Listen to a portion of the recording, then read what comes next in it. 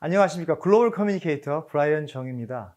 오늘 여행해 볼 도시는 일찍이 마르코폴로가 세상에서 가장 아름답다라고 표현한 스리랑카의 콜롬보가 되겠습니다.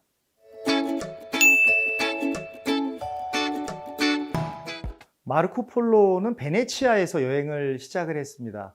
그래서 중동 나라들을 거치고요. 그리고 인도를 거치고 또 인도 옆에 있는 이 스리랑카에 도착을 했습니다. 그래서 스리랑카에 도착을 해보니까 정말 경관이 아름답고 천혜의 자연 환경을 가지고 있다. 이런 것을 목도한 후에 세상에서 가장 아름다운 섬이다 라고 스리랑카를 묘사했습니다. 스리랑카는 나라 뜻부터 우리가 알고 가야 되는데요. 스리라는 말은 신성한이란 뜻이고 랑카는 섬을 의미합니다. 그러니까 우리말로 하면 신성한 섬이 되겠습니다. 그런데 수많은 역사의 기간 중에서 우리가 꼭 알고 가야 할, 기억해야 할 역사의 부분이 있는데 1982년부터 26년간 싱할라족과 타밀족이 벌인 내전이 되겠습니다. 정말 스리랑카의 흑역사라고 할 수가 있는데요. 그래서 26년의 내전을 겪으면서 무려 7만 명의 사람이 죽었습니다. 지금은 화해를 해서 많이 화합하는 모습을 보이지만 불과 얼마 전까지만 해도 싱할라족과 타밀족이 반목을 하면서 어떤 비극을 만들어냈던 그런 역사의 현장이기도 합니다. 그리고 스리랑카는 식민의 유산을 그대로 가진 나라이기도 합니다. 포르투갈의 식민지였고요. 또 네덜란드의 식민지였고요. 또 영국의 식민지였습니다. 그래서 식민의 역사가 있고 이런 내전의 역사가 있다고 하는 것을 알고 가는 게 중요합니다. 스리랑카는 인도와는 달리 문맹률이 굉장히 낮습니다. 전 국민의 90% 이상이 문자를 읽고 쓸 수 있습니다. 참고로 이웃나라인 인도 같은 경우에는 문맹률이 48%나 됩니다. 그것에 비해서 90% 이상의 국민이 스리랑카에서는 문자를 읽고 쓸 수가 있습니다. 역시 높은 교육열을 반영을 하는 것이겠고요.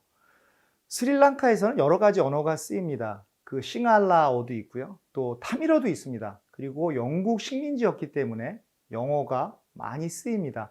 또 어떤 부분에서는 네덜란드어가 쓰이기도 합니다. 그래서 언어가 굉장히 다양한 나라라고 할 수가 있습니다.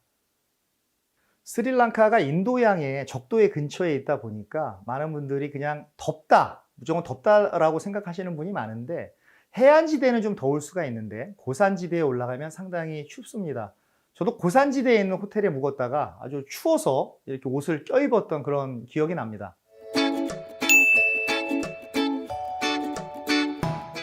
콜롬보에서 제가 가장 감동적으로 보였던 것은 여러 종교들이 또 여러 언어들이 또 여러 민족들이 이렇게 같이 화합하면서 사는 모습이었습니다.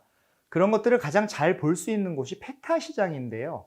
이 페타 시장에 가면 관광객도 많고 현지인들도 많습니다. 그래서 어떤 가게는 힌두교를 믿고 어떤 가게는 이슬람교를 믿고 어떤 가게는 또 기독교를 믿습니다. 또 불교도 있습니다.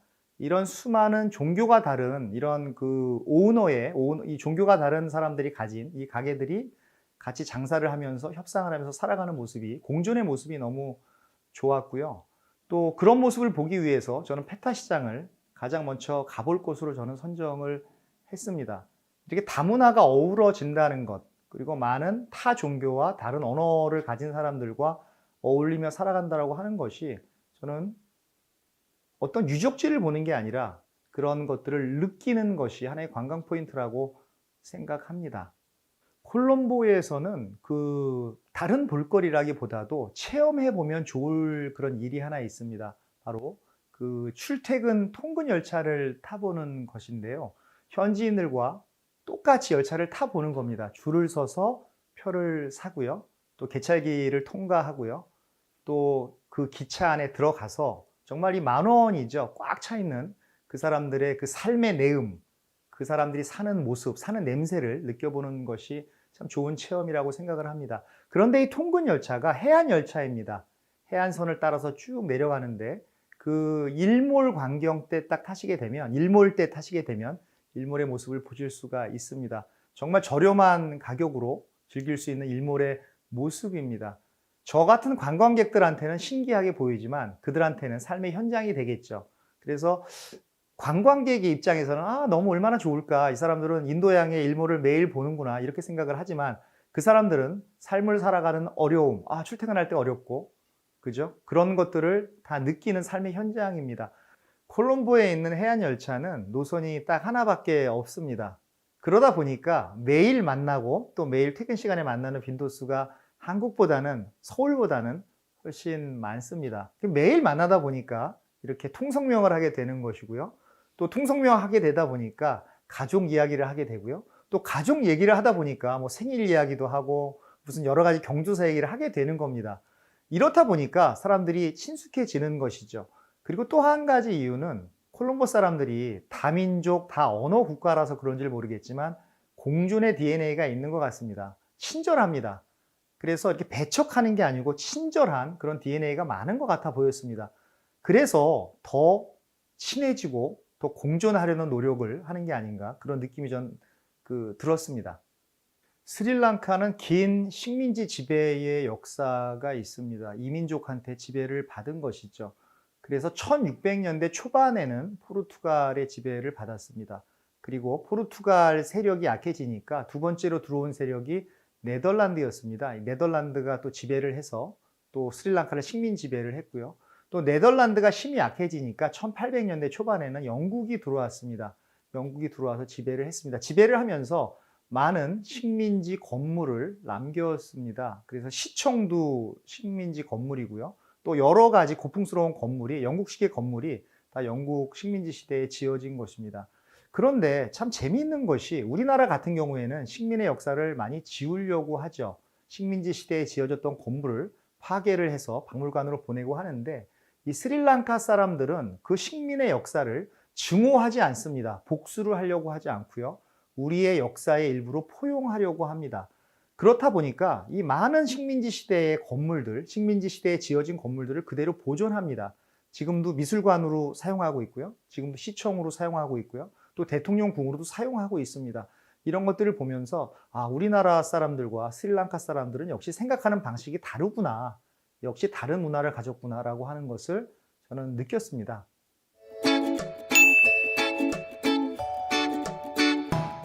스리랑카는 차로 아주 유명한 나라입니다. 그래서 인도의 다질링에서 생산되는 차와 중국의 기문에서 생산되는 차와 더불어서 차 생산국으로 굉장히 유명하죠. 스리랑카 차는, 티는 어디를 가도 우대를 받습니다. 그런데 원래 스리랑카는 커피가 유명했던 나라입니다. 근데 이 커피 나무가 1860년대에 그 커피 녹병이라고 하는 병이 창궐하면서 나무가 다 죽게 됩니다. 그 이후에 새로 도입한 것이 차나무고요. 이 차나무에서 차가 많이 생산되다 보니까 차로 유명한 국가가 되었습니다. 근데 참 재미있는 것이 애프터눈 티라고 여러분들은 들어보셨을 겁니다. 이 애프터눈 티라는 문화가 있습니다. 전형적인 영국의 문화인데요. 영국은요, 브렉퍼스트 티가 있고요. 그리고 11시경에 마시는 11스 티가 있고요. 또 저녁을 먹고 마시는 애프터 디너 티가 있습니다. 원래 이렇게 세 가지의 하나의 문화가 있었는데 18세기에 안나 마리아라고 하는 공작 부인이 계셨습니다. 이 귀족 부인이 출출한데 한 4시에서 5시 사이에 차를 마셔볼까 하면서 차를 마시게 됐는데 추종자가 많이 생긴 겁니다. 그래서 그 특정 시간에 마시다 보니까 이름이 애프터눈 티가 된 것입니다. 이것이 완전히 고유 명사화가 됐죠. 그래서 일본에 가면 애프터눈 티라고 하는 어떤 브랜드가 있는 걸로 좀 들었습니다. 그래서 그 시간대에 차를 많이 마시는 애프터눈 티의 문화가 스리랑카에 그대로 있습니다. 물론 예전과 같이 특정 시간에 꼭 마시기 때문에 애프터눈 티는 아니지만 지금도 영국의 문화가 많이 남아 있는데 이 티 문화가 대표적인 영국 문화라고 할 수 있겠습니다. 스리랑카를 여행하시면서 많은 분들이 차를 사고 싶어 하십니다. 기념품으로 차를 사서 돌아오셔서 선물도 하고 싶으신데요. 어떤 브랜드를 사야 될까 고민하시는 분도 많습니다. 왜냐 그러면 차이 나르다 보니까 브랜드가 굉장히 많습니다. 그런데 두 가지 정도의 브랜드를 기억하시면 될 것 같습니다. 첫 번째 브랜드는 딜마고요. 또 하나의 브랜드는 맥우드입니다. 그래서 특히 맥우드 같은 경우에는 영국 왕실에서 직접 차를 마시는 브랜드고요. 딜마라고 하는 브랜드는 아주 대중적인 브랜드입니다. 그래서 딜마나 맥우드 브랜드, 이 로고가 들어간 차를 사시면 괜찮을 것 같습니다.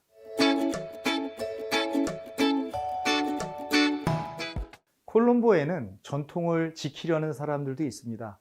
그리고 현대에 맞춰서 계속 변화하려는 사람들도 있습니다. 중요한 것은 이렇게 전통을 지키려는 사람들과 또 계속 변화를 추구하는 사람들이 공존한다는 것입니다. 이렇게 공존의 미학을 느끼시려는 분들에게 저는 스리랑카 콜롬보 여행을 권합니다.